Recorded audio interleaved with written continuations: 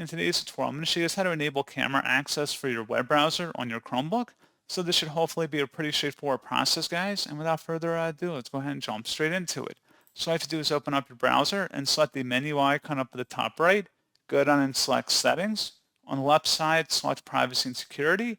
And then on the right, at the bottom of the Privacy and Security list, select Site Settings. And then you want to select under Permissions versus Camera. And you go ahead and select sites can ask to use your camera, and that's all you have to do.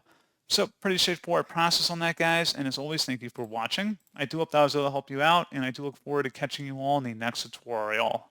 Goodbye.